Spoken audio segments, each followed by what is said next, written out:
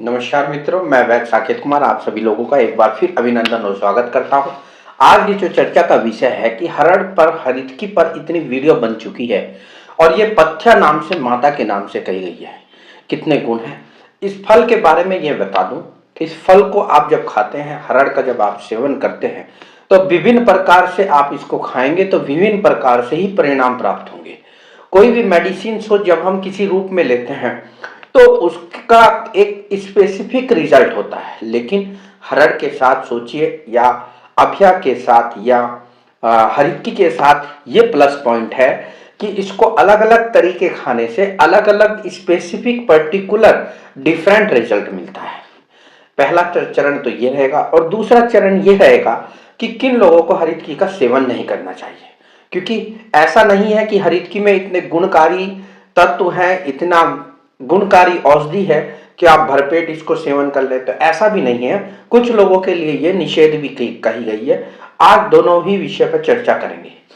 चर्चा का प्रारंभ करते हैं तो आप ये देखिए, अगर आपको मंदाग्नि है यानी डाइजेस्टिव प्रॉब्लम है, इंडाइजेशन है, गट हेल्थ आपकी बहुत वीक है और आपका जो पाचन तंत्र है वो सही कार्य नहीं कर रहा, तो ऐसी अवस्था में यह जरूरी हो जाता है कि आप आम बनने से रोके, क्योंकि आम श्रोता अवरोध करता है और श्रोता अवरोध कहीं ना कहीं रोगों का कारण होता है, रोग उत्पन्न करता है।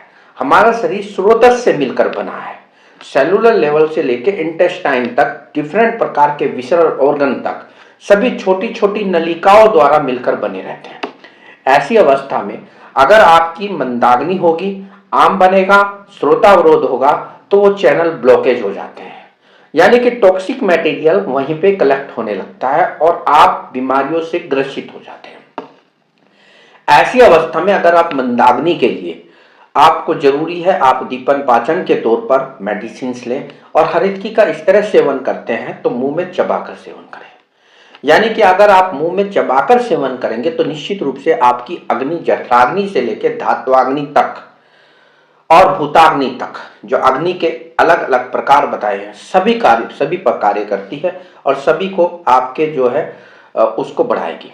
दूसरी बात, अगर आप इसको डिटॉक्सिफिकेशन के लिए गए हैं, अपने शरीर से टॉक्सिक मटेरियल बाहर निकालने के लिए ले रहे हैं, शोधन प्रक्रिया या शोधन चिकित्सा आप अपने शरीर की करना चाहते हैं, एक तरह से मिनी पंचकर्म आप करना चाहते हैं औषध के माध्यम से, बिना किसी प्रोसेस के, तो आप इसको चूर्ण के रूप में लीजिए। यानी कि आप चूर्ण जब इसका हरितकी का लेंगे तो निश्चित तौर पर आपको जो है आपके शरीर का डिटॉक्सिफिकेशन होगा, नेचुरल डिटॉक्सिफिकेशन होगा और शरीर के जो दोष हैं, दोष में मैं तीनों दोष की बात कर रहा हूं, वात पित्त कफ, तीनों दोषों का बैलेंस होगा और तीनों ही दोष जो अतिरिक्त मात्रा में है गुदा मार्ग के साथ मल के द्वारा बाहर निकल जाएंगे और आपका शरीर शुद्ध हो जाएगा, प्योर हो जाएगा। तीसरी बात, अगर आपको डायरिया है, यानी कि अभी मैंने बताया आपको चूर्ण के रूप में कॉन्स्टिपेशन रिलीज करता है, कॉन्स्टिपेशन आपको कब्ज है वो बंद हो जाएगी, लेकिन इसके विपरीत अगर आपको डायरिया है, डिसेंट्री है, ब्लड आता है स्टूल में, बार बार आपको खाना खाने के बाद, बहुत पेशेंट या रोगी ये कहते हैं कि सर में हम खाना खाते हैं तो खाना खाने के बाद हमको तुरंत शौच कर्म के लिए जाना पड़ता है, तुरंत हमको ये इच्छा होती है कि हम स्टूल पास करें।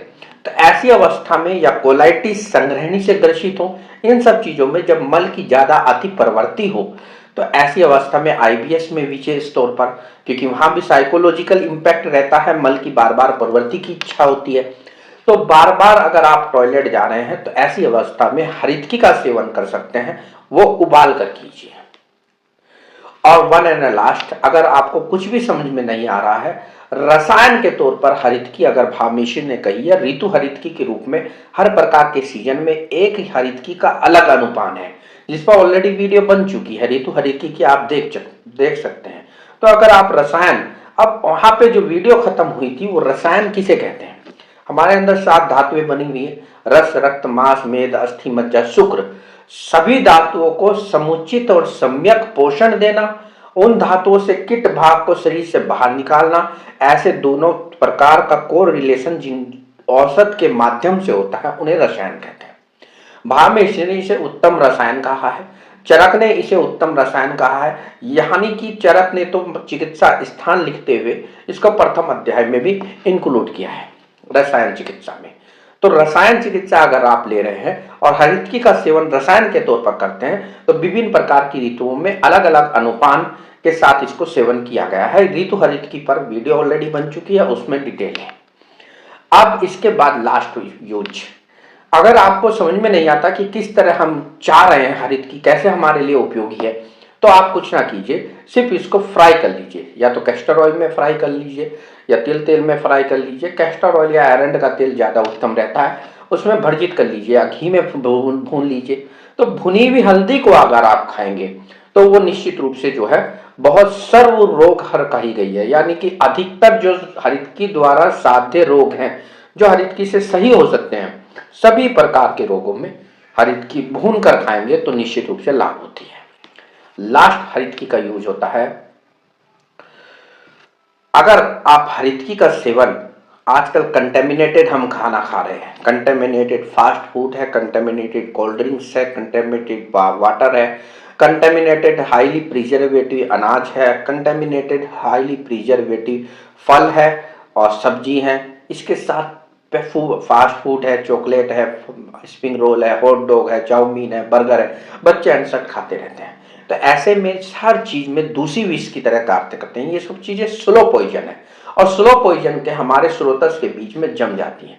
धीरे धीरे हमारे शरीर के अंदर एक मध्यम अल्प पॉइजन या स्लो पॉइजन घर कर रहा है और वो जमा होता रहता है। होता क्या है, कम उम्र में हार्ट अटैक भी इसी के कारण हो रहे हैं। तो ऐसी अवस्था में दूसरी विष को नाश करें, यानी कि आपकी बॉडी के लिए एक एंटीडोट स्लो पॉइजन के खिलाफ, जो भी आप खराब अन्न खा रहे हैं, अगर आप उसको एंटीडोट की तरह किसी ड्रग को यूज कर रहे हैं तो हरितकी एक बेहतर विकल्प है। खाना खाने के तुरंत बाद हरितकी का सेवन करेंगे तो जो अन्न और पान, ध्यान से सुनिए, जो अन्न और पान यानी कि edible food and edible liquid जो आप ले रहे हैं, जो टॉक्सिक है, ऑलरेडी लेने से पहले ही उसमें हाईली प्रिजर्वेटिव है मिले हुए, पेस्टिसाइड मिले हुए हैं, इंसेक्टिसाइड मिले हुए हैं और हाइब्रिड कल्चर है, तो वो दूसरी विष की तरह कार्य कर रहा है, स्लो पॉइजन है। जब भी अंदर जा रहे हैं, अगर उसके एंटीडोट के तौर पर हरितकी ले रहे हैं तो खाना खाने के बाद लीजिए। यह था हरितकी का विभिन्न प्रकार से हम यूज करते हैं और कैसे उसके यूज को हम जो है ट्रीट करते हैं, उसको उसके परिणाम किस तरह प्राप्त करते हैं, तो ये है। अब दूसरा चरण आता है, किन लोगों को हरितकी नहीं लेती। इतने गुणकारी होने के बावजूद भी किन लोगों को हरितकी का सेवन नहीं करना चाहिए। ऐसे मुख्यतः 4 या 5 एग्जाम्पल बताऊंगा। जैसे प्रेग्नेंट लेडी, गर्भवती महिला को नहीं लेना चाहिए, हरितकी का सेवन नहीं करना चाहिए। इसके साथ साथ आपको गर्भवती महिला के साथ साथ जो दुबले पतले लोग हैं, जिन पे मांस नहीं चलता, मसल्स टोन नहीं है, मसल्स का वॉल्यूम नहीं है, मांसपेशी नहीं है, सूखे सूखे हड्डी की तरह नजर आते हैं, तो ऐसे व्यक्ति ना लें, क्योंकि इसमें कसाय रस होता है। कसाय रस धातु शोषक और जलीयांश शोषक होता है। तो धातु शोषक होने के कारण जो 7 धातुएं हमारी है उन सबको सोख लेता है। पहले ही कोई मसल्स पावर नहीं है, आपके पास किसी प्रकार का बैकअप नहीं है बॉडी का, धातुओं का, तो ऐसी अवस्था में अगर आप वो लेते हैं तो निश्चित रूप से जो है सूखते और चले जाएंगे। तीसरा, जिन लोगों को हाइपोग्लाइसेमिया रहता है, यानी ब्लड शुगर उनका लेवल लो रहता है, तो ये धातु शोषक होने के कारण एनर्जी को भी एब्जॉर्ब करता है। तो एनर्जी ऑलरेडी कम है, ब्लड शुगर ऑलरेडी कम है, तो आपका लेवल जो है शुगर का और नीचे आ जाएगा। जिन लोगों की बढ़ी हुई शुगर है उनके लिए हरितकी रामबाण चीज है, उसको नीचे लाती है। लेकिन जिन लोगों का लेवल बिलो लेवल रहता है, शुगर का लेवल बहुत ज्यादा कम है, तो वो और ज्यादा गिर जाएगा। होता यह है कि आपको चक्कर आने शुरू हो जाएंगे। जो लोग मोटे हैं वो जरूर ले सकते हैं। धातु शोषक होती है, मैं पहले बता चुका हूं।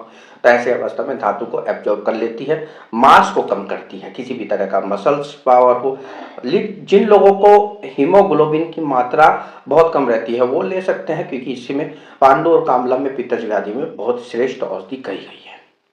इसके साथ जो डिहाइड्रेशन के पेशेंट है, जो भूख हड़ताल पे रहते हैं, जो फास्ट रखते हैं, जो उपवास रखते हैं, जो मजदूर होते हैं, बड़ी गर्मी में कार्य करते हैं, तो ऐसे लोग इनका सेवन ना करें, क्योंकि ऑलरेडी धातु शोषक के साथ ये जलीयांश का भी शोषण करती है। हमारे बॉडी में जितना लिक्विड है उसको भी शोषण कर लेती है कसाय रस के कारण।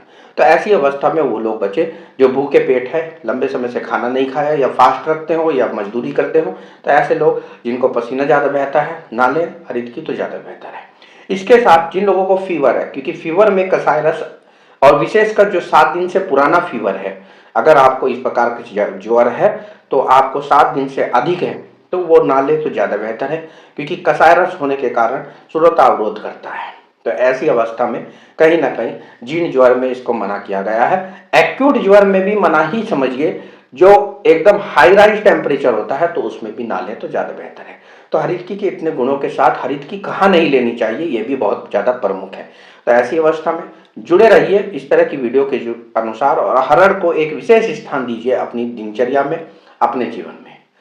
आप सभी लोगों का अभिनंदन और स्वागत। मैं वैद्य साकेत कुमार, धन्यवाद।